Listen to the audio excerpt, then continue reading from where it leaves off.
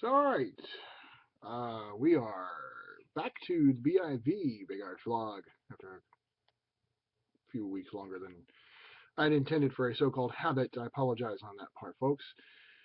This is the Big Arch vlog of March 2nd, 2014. The delays are mostly because I got sick and a few other things, some serious home front issues. Everything's cool with me and Corinne, no worries there, but just a lot of other things going on. Just took the guts out of me for a bit. And one of my favorite phrases, and Corinne's too, is life. It gets on you.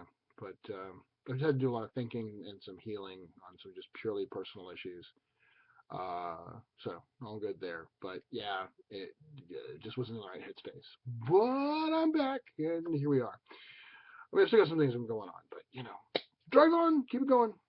So, for those of you watching the Shaintar Legends Unleashed news, so to speak, I've finally had a chance to order the Softcover Standard Edition proof so that it comes to me and I can go, oh, this is okay and fine, and I can sign off and make it available. I have no idea what's going on with the Hardcover Premium edition, other than maybe that it has left with the sheer tonnage of digital awesome involved in the files.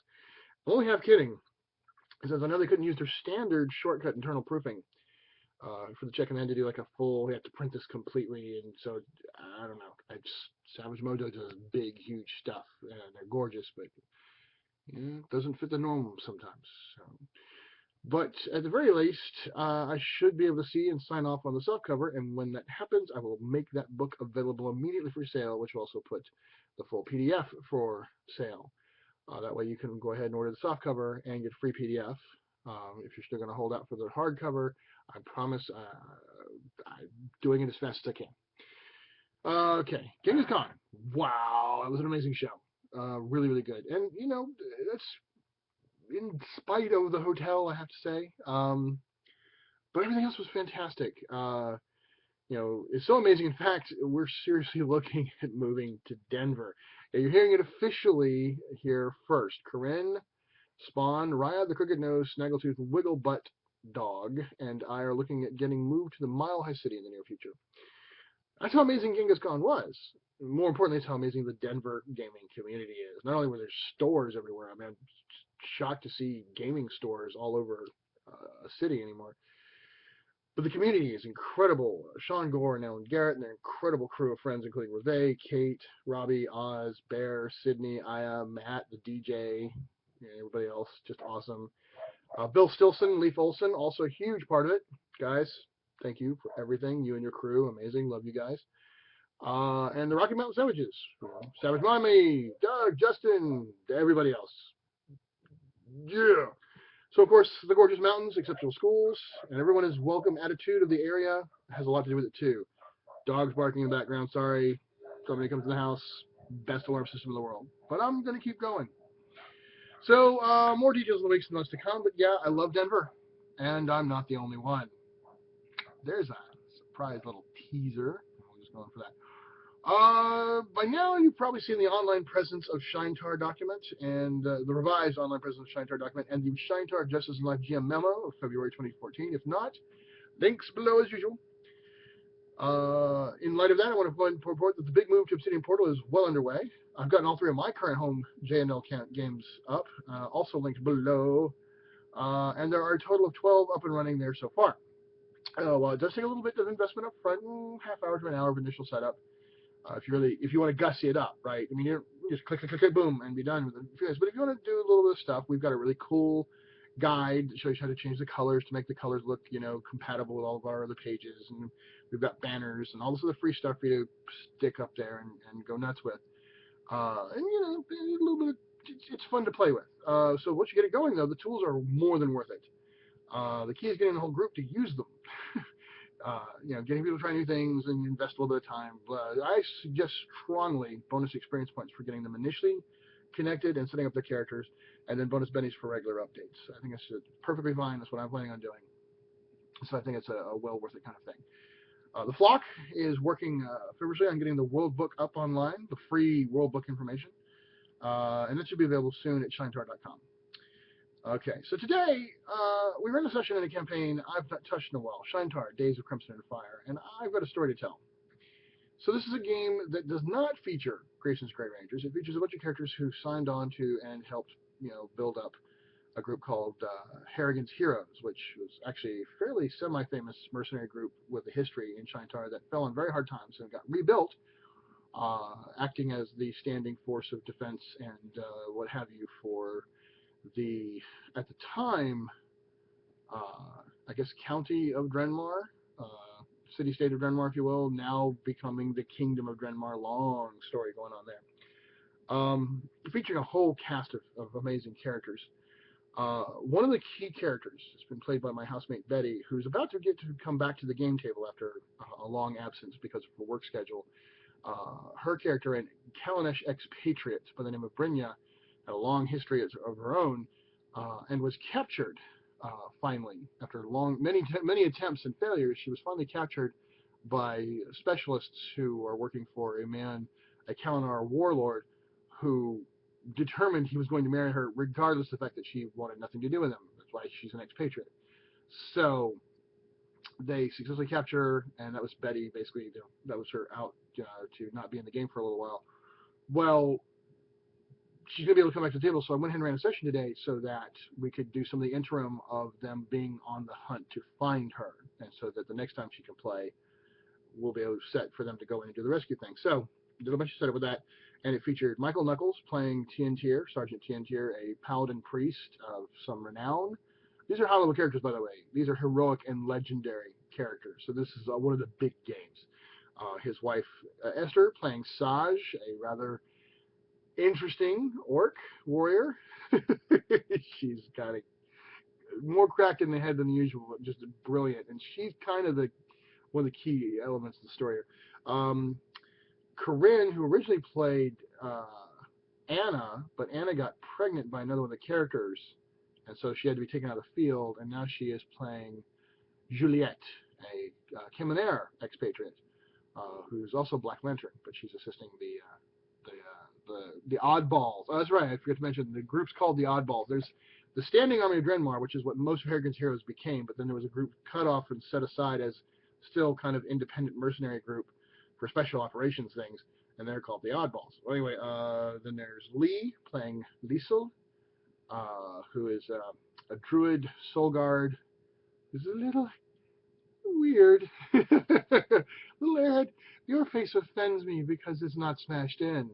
Smash. So, I mean, wow. And then his wife, Suze, who returned to playing her character, the Countess Abdulia Caracola.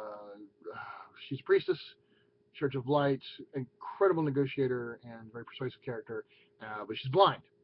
And her seeing eye person is Shangbet, of Corindian birth, but not of Corindian followings, wears full armor and everything. And then Tog, who's an NPC, who's the orc mate of the ex-Cal Patriot Brynja. Relationship stuff. It's so crazy in my games.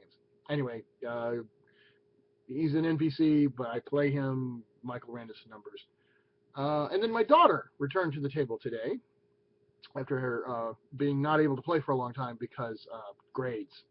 She got her grades back where I could allow her to play. So she got to bring back a character she's not played in a long time. It's her very first role-playing character back when she first was allowed to role-play a few years ago. And then she voluntarily retired her because she'd gotten very powerful and everything, and she just wanted to play something new. But she got a chance to bring her back, and that's Janessa, her Avacar archer, who's very close to the Silver Unicorn, as it turns out. So anyway, they're going into this castle as this great new map, by the way, that Blackworm Games published. It's this giant castle map. Oh my god, I got to use it for the first time. It's awesome, so very cool. And it had a bunch of Cal forces in there, basically some soldiers and some Torma stock underneath of a very powerful group leader, a female Torma stock group leader, and the orc assassin alchemist specialist and his little small army of thugs who had been engineered the capture of Brynja. They were there, so the group had tracked them down to there, and Abdulia did this brilliant job of setting up the Avacar, Janessa, and the two orcs, Tog and Saj, and Shangbat, her own person, her own seeing eye guy, as slaves to be sold. She did an amazing persuasion job. so that she was able to get at least half the team in fully armed and armored as, you know, mercenaries in her service, selling and using Janessa as the big bait, because Cal, right? Cal, the whole Avacar thing, there's a whole racial hatred thing, and she was able to play that up and convince the people that this would be worth a lot of money. And it turned out to be playing into a situation because the Tormosok group leader, a female, so very, very difficult to get a good position in Cal. She worked really hard at it, but she felt this was her ticket to getting back into the mainland part of the Cal Empire. So lots of social stuff and political stuff going on. Anyway, so first part that was really, really brilliant was Abdulia managing to get them inside the place so that they at least had a good chunk of their people in, and they were able to smuggle in gear in a way that they could quickly get into the hands of the guys that they were, you know, going to free to fight. Big battle ensues. There's also, as it turns out, a Minister of the Undying Fire, which is a very high-level war priest, and she unleashes a horde champion. Big demon, like from Legends Unleashed, massive, not Childer, from hell itself, poof, and it's off chasing Janessa, who's broke free and flown off to go get her stuff. At one point, Liesel, after jumping on a bottle of explosive consequences and nearly dying from it, she manages to pray to the Silver Unicorn using her chosen horn abilities, gives herself flight, and she flies up and challenges the demon, kind of stalls it for a bit. Shaintar's doing all this swords of light coming down and challenging the people inside. Juliet is doing the swashbuckling thing in the main hall and fighting off hordes of people, and Abdulia is blessing people, and Tog is running in and taking down some guys after just with a little piece of armor on. Well, all of it's pretty much going to crap. The demons up there, you know, it's bad. Esther, let me tell you something. You get a player like Esther at your table. And all my players here are just amazing. But this is just one of those, no shit, there we were. It's just one of those great, great stories. Just Chukdar, right? White Silver Chukdar, blessed, all that kind of stuff. They're big time heroes. And she's frustrated. She's like cursing because she can't get to the demon. And finally she just decides to heck with it. She grabs some rope and wrangles up. She ties a Chukdar, one end of Chukdar, and runs out of the stables and swinging it. And she has Rage Master. She like focuses all of her rage, and she uses her throwing ability and this rope to attack the demon. And she rolls like insane. I mean, I've got so many penalties on this, it's not even funny, but she rolls insane. And she does 9 wound levels to the freaking Horde champion. Screaming, ah! And slamming it through, like cuts him in half, and his body like disintegrates before he hits the. That's the kind of stuff that Shaintar games are made of, right? These insane moments of brilliance. I mean, everybody's making the joke on the side, right? Saying, you know, you may have an army, but we have a size, you know, to riff off the image. Anyway, it was a great moment. Janessa got to fly up and shoot the, because everybody else kept the thing off of her, she showed up with her arrow and she did a heroic shot. But she just got that edge, which is also out of Unleashed. Take a fatigue level, risk a second fatigue level, but you can put everything into one shot. Multiple raises count. One's count as aces results. It's a big deal. Like, you put everything into this one shot. Puts it right through the War Priest, who's unleashing D10 level bolts. I mean, it was just boom. That's Shaintar, right? So they had a great time, fantastic session, and I wanted to share, you know, I wanted to tell a gaming story. Why not? It's my blog or vlog. All right, links below for all kinds of cool stuff, and thank you for watching, and peace out.